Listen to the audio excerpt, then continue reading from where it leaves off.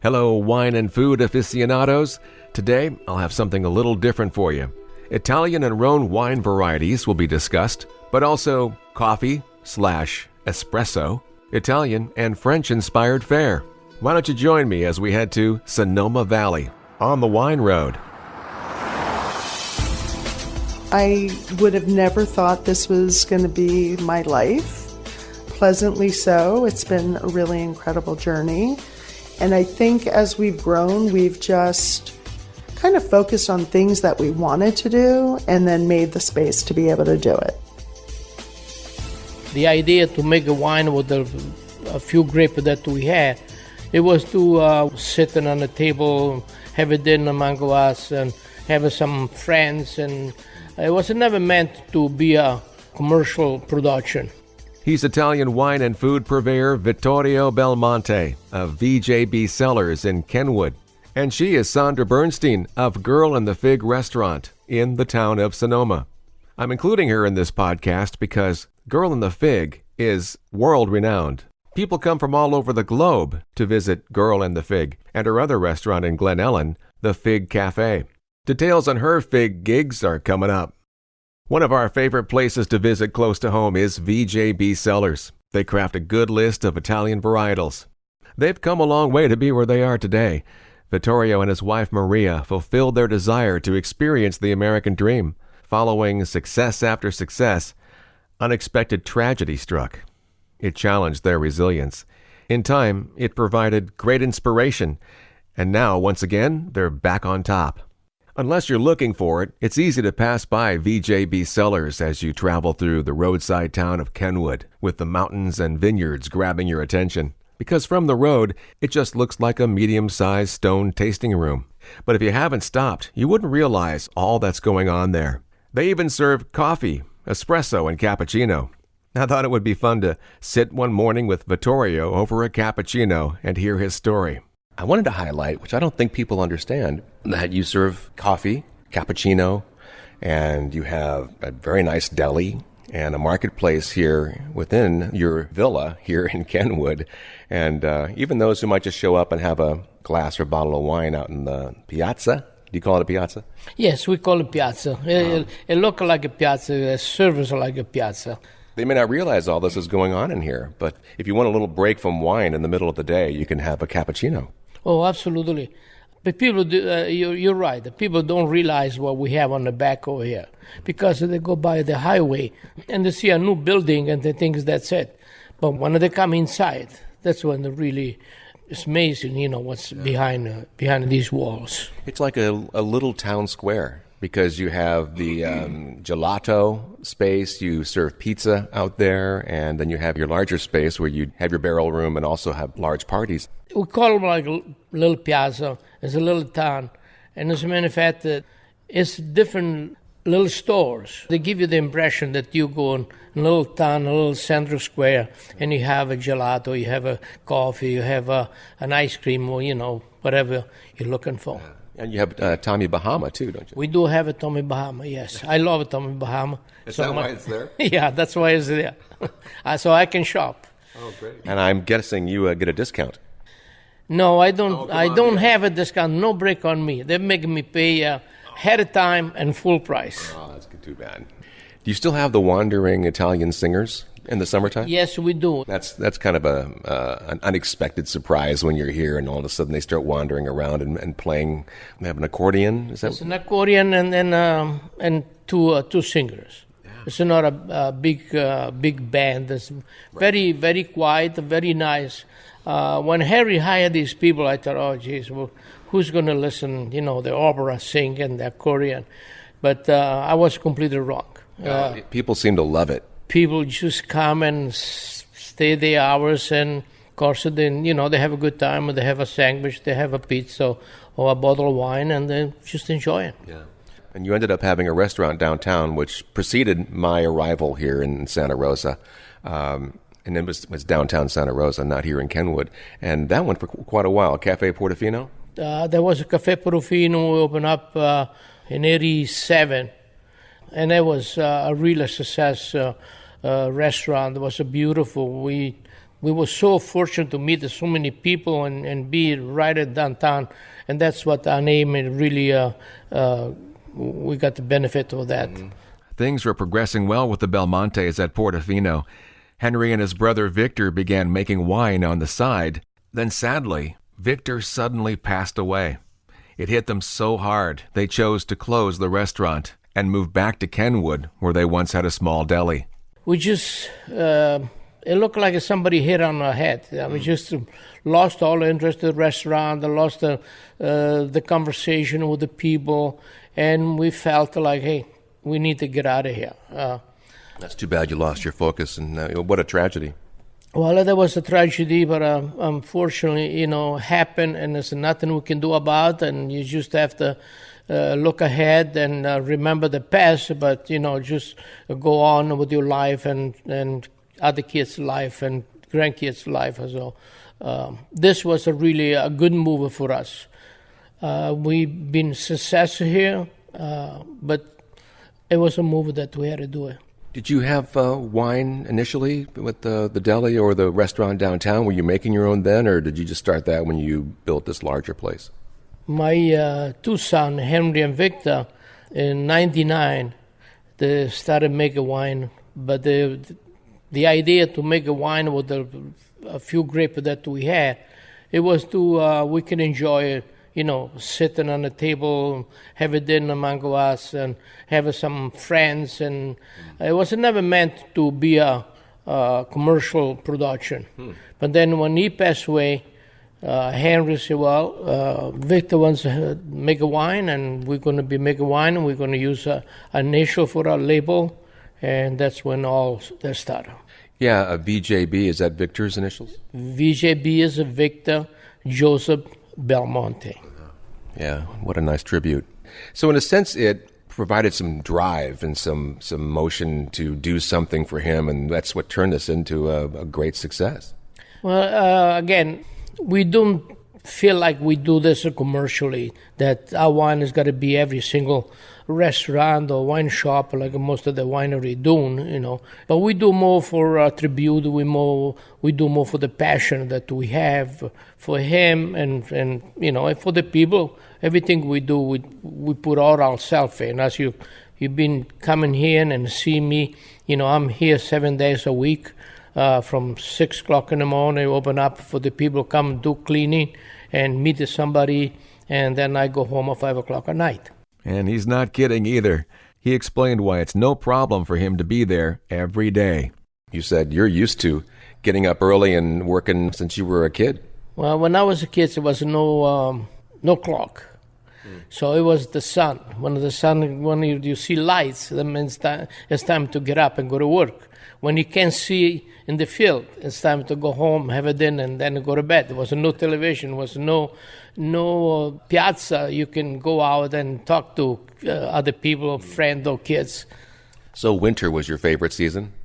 Winter was my favorite season in a way that there was a short day, but also was tough for us because the only heating that we have in the house was the fireplace.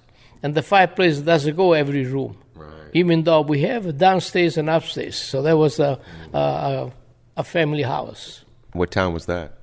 There was a little town called Bonito. It's in the province of Avellino, in the Campania region. And when did you emigrate over here? We came here in 1963, April 3rd. Did you have a plan, or? Well, the only plan that I had was that I want to just come in the United States and do something. Italy in those days was so poor, and especially where I grew up, it was nothing to do, all work on the farm, which I hate work on the farm. Mm-hmm. So I came here and I'd give all I can to work every single day, Sunday, Monday, whatever. I had a job, I will do it. I never regret. Italy is always like a mother to me. But I'm so fortunate and so grateful for this country that only for this country would be able to be what we did, Yeah. Well, that's why so many people want to still come here to this day. Well, people sometimes I hear them that complaining in the U.S. this and that, but the people that complain about the United States, they are those people that never left the United States. You need to go in different country, but not as a tourist, because a tourist, even if you go in a slum of the country, you still feel like you see something different and you feel good about it. You need to be there and try to make a living to really understand what those countries are and the difference between our country here, United States, versus other country in the world.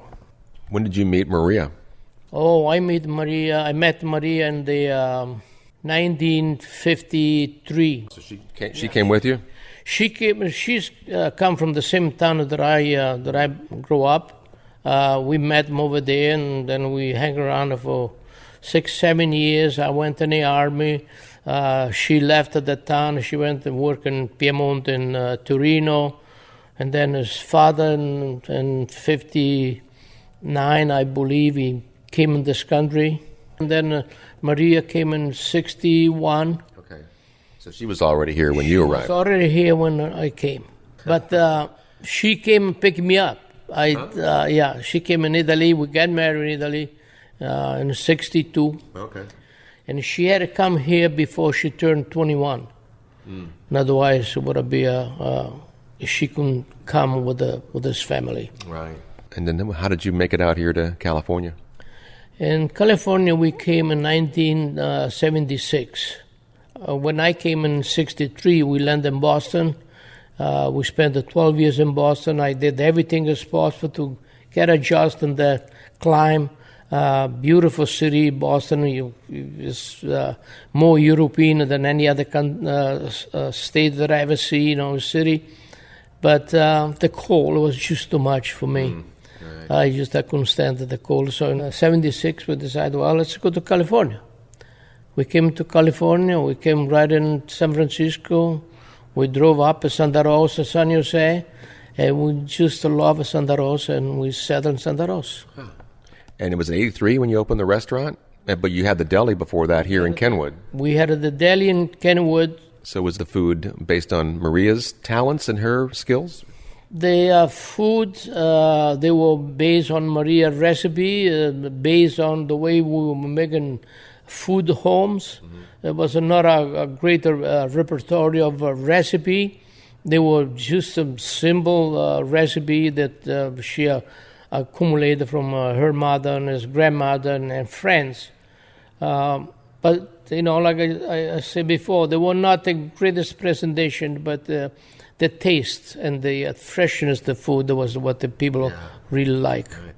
So getting back to the wine, was it the Dante that was the original blend? The Dante was the first blend that we made. And when we made the Dante came after few things that happened in Vita's life. He was engaged and he's supposed to get married the following year. And he already picked up the name of the, if it was a son, it would be Dante. If it was a girl, it would be Maria. So, not this happened. Also, he likes this favorite wine, that was the Sangiovese and the Cabernet. So, Henry figured out that, Dante is a Tuscany writer. He liked the Cabernet, he liked the Sangiovese. So we tried to make a blend with the Sangiovese and the Cabernet, and really come out an incredible wine. People were loving. Soon we released, it sold out and very quick, because it's a Tuscan, almost like a super Tuscan. Right, yeah. The elements of a super Tuscan. Exactly. Wow, that's one of my favorites too. Except in the American version. Right. And you're still making that? We do still make, yes. Yeah. But you sure have increased your wine portfolio, haven't you? You've got all kinds of wonderful Italian varietals. Well, we increased our portfolio because most of the variety are very small cases. We make a summer that there are 200 cases, 150 cases, 300 cases. So in order to have enough wine to supply the demand, we had to branch out to some other varietal, also because some of the varietal nobody ever heard of. And they are an incredible wine. It's just you need to know, you need to know how to make them, and that's why we branch out a different varietal. We bought several when we were here last, and the one that really stood out to us was the Fria? A Fresa. Fresa. There's a Fresa. Fresa is a wine that is more grown in the Piemonte area in North Italy. Again, we find those varietals, and I say, oh my God, a Fresa. Nobody else has a Fresa. It's an incredible wine. And where did you find that? It's funny because it's a grower in Mendocino. He's in Italian, and he grows a bunch of Italian varietal, and that's why we find this varietal. The same with the Tokai. Nobody grows Tokai in this area, right. But Mendocino they do also because the climate is a little better for those type of wine. And you have Prosecco here. It's a very good varietal, and we bring them from Italy already made to a specification, but it's made in Italy. Oh, great. I did not understand that. Yeah, that's the only wine that we not make it. Well, if you're going to choose one to have it authentic, that's a good one to have. That's correct. Oh, great. Well, I'll tell you, you guys are right here off Highway 12 in Kenwood. It's a great spot, and I've seen it crowded and sometimes not so much, and I'd like to get the word out about this place because VJB Cellars offers some fantastic wine, and as I mentioned, there's a lot more going on here than you can tell from the road. Well, we appreciate that, and we feel the same way, that when the people come here, they just relax. They have a good time, and that's making me so happy than anybody come here and buy a case of wine and then is not happy. So for me, the people that come here have a glass of wine, we chat, ask where they come from, where I come from, and I mean it's a conversation there. We meet a lot of people here, and the people come back after 2-3 years. Come back, and then all of a sudden we have people say, "Oh, my cousin was here 2 years ago. He told me that I had to come here." Oh, that's wonderful. What a pleasant man, Vittorio Belmonte of VJB Cellars in Kenwood. Stop in next time you're driving by. Vittorio will be there. They're also at vjbcellars.com. Next, this Wine and Food on the Wine Road podcast continues east as we meet up with Sondra Bernstein of Girl and the Fig restaurant in the town of Sonoma after this oh-so-short break. Welcome back. And now, something new for the On the Wine Road podcast, an informative feature delving into the details of the nectar of the gods. It's time for Wine Uncorked. If you happen to have an issue with wine, even the discussion of it, or if you experience unexplained anxiety when you go out to restaurants or bars, you may have a wine phobia called enophobia. It really does exist. Like those who fear cats, the number 13, or going outdoors, there are those who suffer from the thought or sight of wine. For some, it's associated with the fear of alcoholic beverages or intoxication. For others, the fear may stem from having to choose wine for a party. Heaven forbid you pick a bad wine and are blamed by the host. The fear can also be attributed to those who are unable to control the symptoms of intoxication. Now, if you're listening to this podcast, you are more likely an enophile, a lover of wine. And to that I say, may you forever drink wine with ease.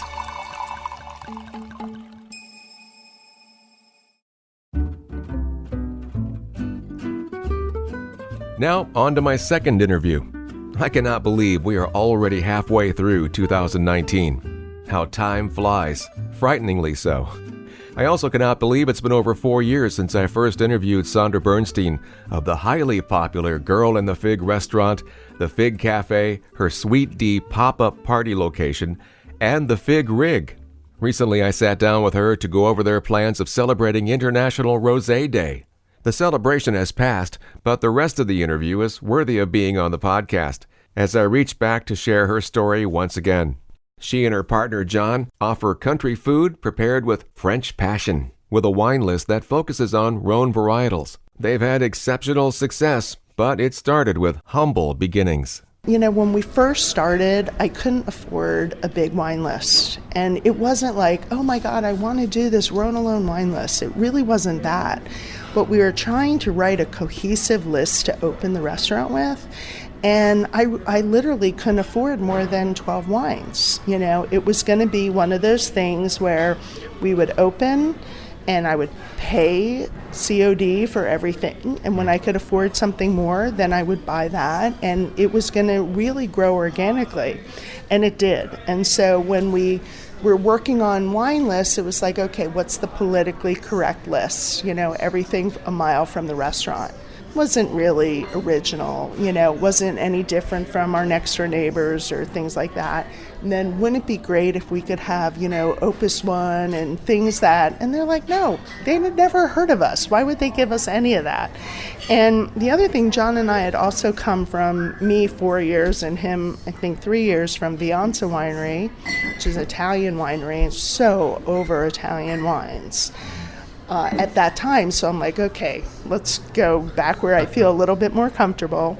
And kind of at the time, we were doing a menu tasting. I came down and I grabbed every bottle of Rhone varietal that the wine shop had and brought them back, and we tasted through all the wines with the different food. And I said, you know, this would make a very short, comprehensive list. We knew that our education ability in talking about wine as an educational welcome to the area, we could do that. And I really believe that telling a story is so important for people that want to listen to a story. Not everybody goes out to eat because they want to hear it, but what can we add to their experience in wine country? And I'm going to replicate what they're going to get every day. So we really found these wines to be true to their food friendliness, and I figured, what would be the worst thing? You know, if in 2 months I have to order a case of Chardonnay, and you know, if I can't hold up, I have to admit, you know, Kendall Jackson at the time was making a Viognier that was a very Chard-like, and we use that as a bridge to really teach people and say, you know Chardonnay because that's what you hear, that's what, you know, you see everywhere, that's what you're exposed to, or Cabernet or Zinfandel. But if I let you taste this and you can like it just for what it is, and then I tell you that it's a Viognier, will you maybe consider ordering a Viognier or trying a new Viognier? And that's really how we train our staff, and that's how we approach it. And train your customers. And train our guests, and actually, you know, kind of expose them to things that we love. I think that the options and the flights, we do a lot of wine flights, and giving people the chance to taste a lot and to expose people to something new is fabulous. So these days, Sondra, you hear terms like seasonal menu, locally sourced, farm to table, but you've been doing this kind of thing since 1997. That's true. And it's funny because I was just thinking the other day that farm to table sounds so cliche, but it is really kind of the way of life. And it's, especially in the last 4 years, we've been farming. We farm a little bit over 3 acres.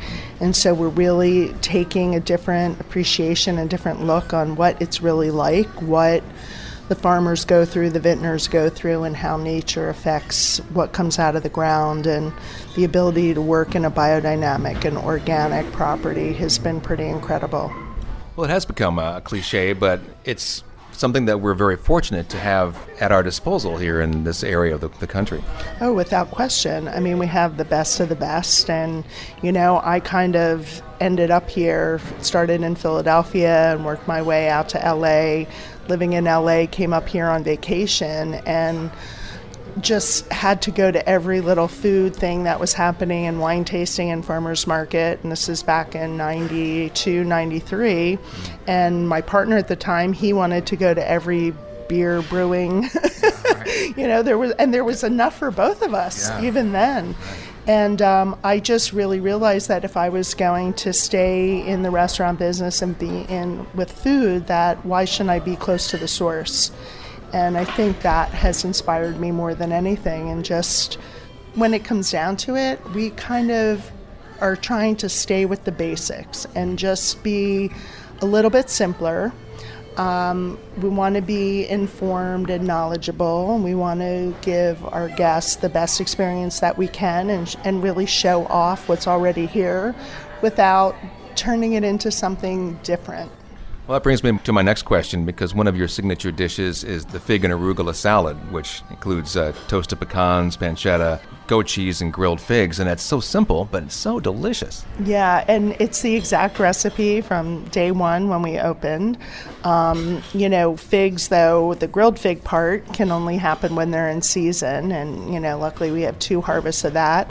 But in, off season, we use dried figs, organic figs, and, we know where they come from. And it's a salad that is not only about flavor, but it's also about texture.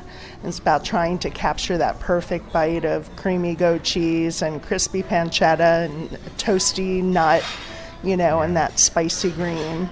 So what's the fascination with figs? Oh, Is it because that you can do so much with them, or what?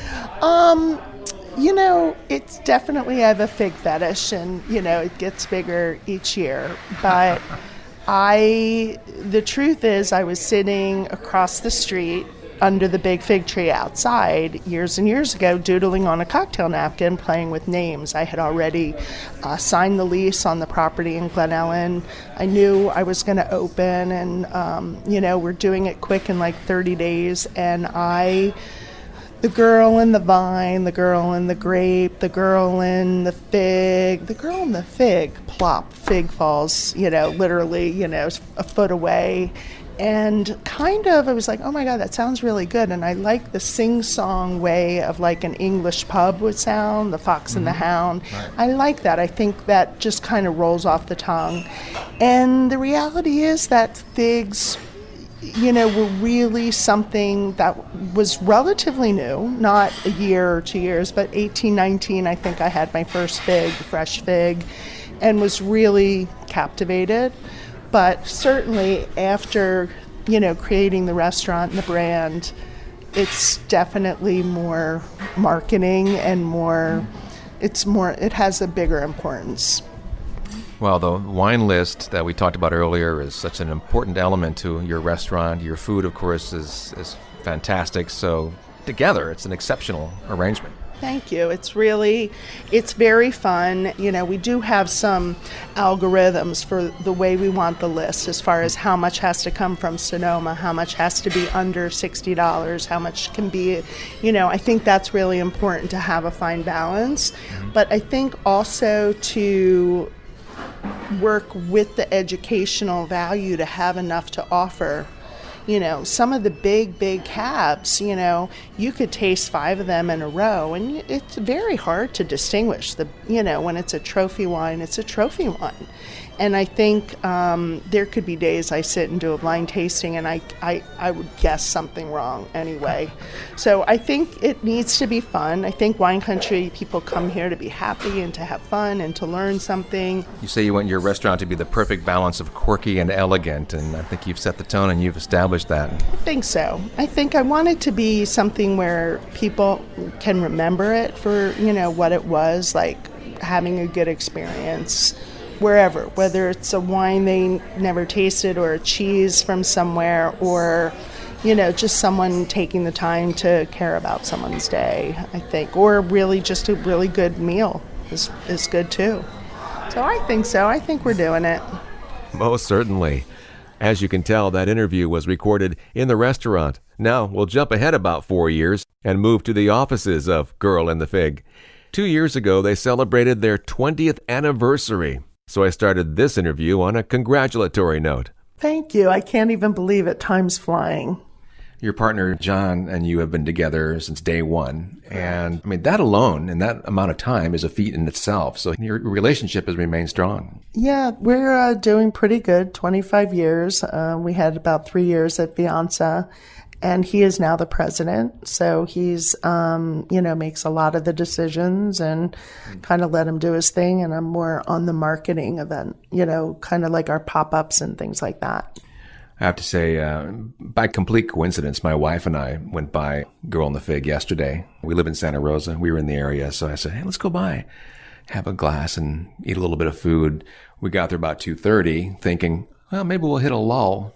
And there was a lull because there were 2 seats open on the couch and 2 at the bar. So did you stay?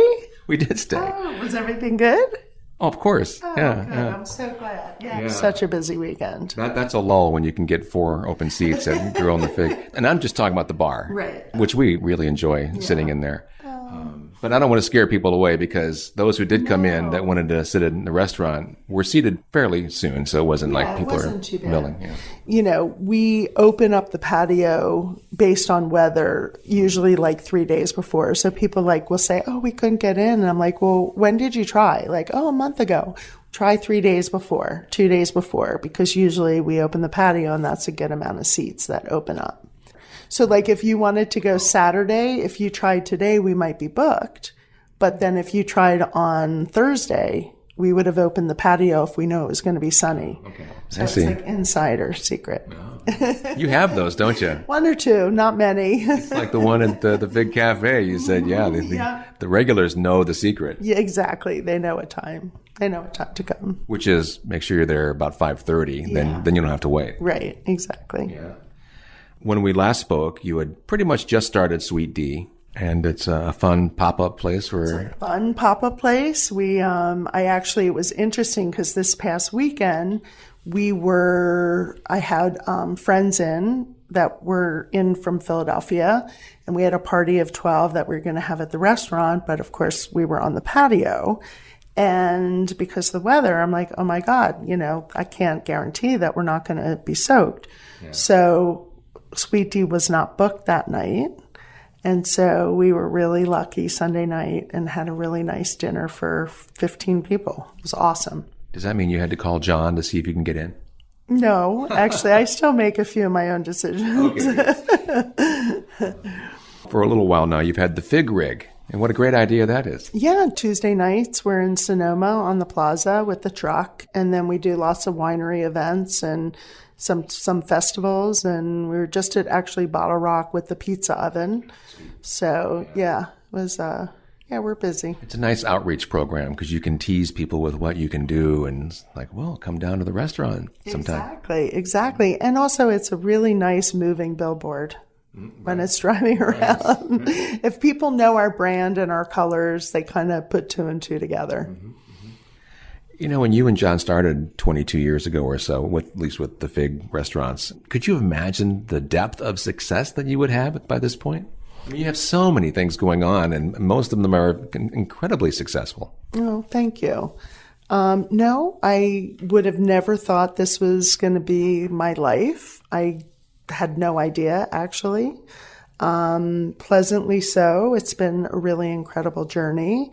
And I think as we've grown, we've just kind of focused on things that we wanted to do and then made the space to be able to do it. So when John wanted to learn how to make charcuterie, he had somebody that could fill his job, working the line or whatever he was doing, and made that space. And when I wanted to start working on the cookbook years ago, was able to, make the space. So it's definitely been fun. Hasn't all been easy. Of course not. Yeah.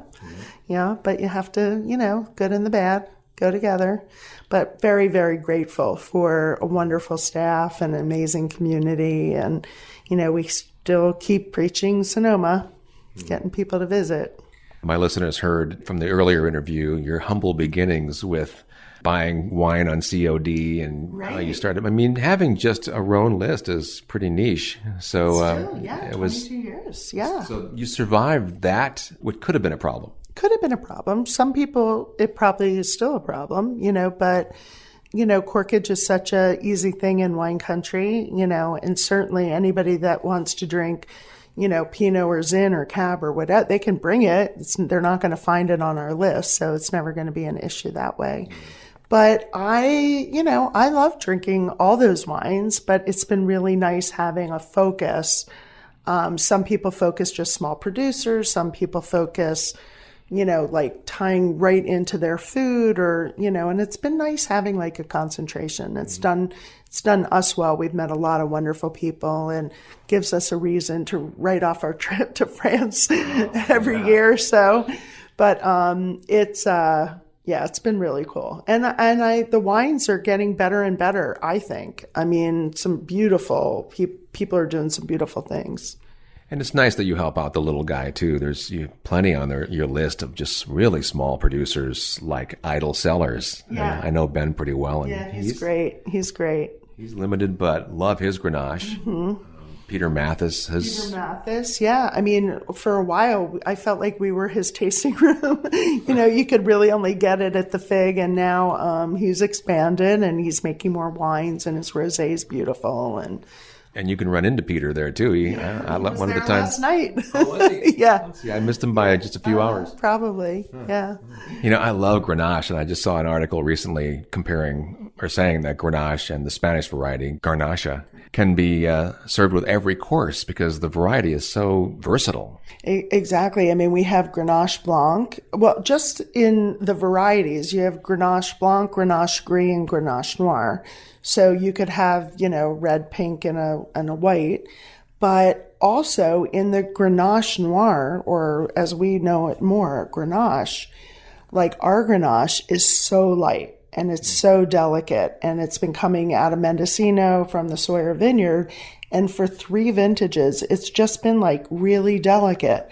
And then other Grenaches you drink, you open it up and they're big fruit bombs in your face and, scrumptious. So I really believe that if you blind taste Grenache, you're not always going to know it was a Grenache. I think there's so much, and it's sturdy, and I think it's forgiving, and it's such a good grape. Sondra Bernstein of Girl and the Fig restaurant in Sonoma, preparing country food with a French passion. As I mentioned earlier, eating in their bar area, which has a couple of couches and chairs, in addition to bar seating, is nearly as enjoyable as the restaurant. It has a nice vibe.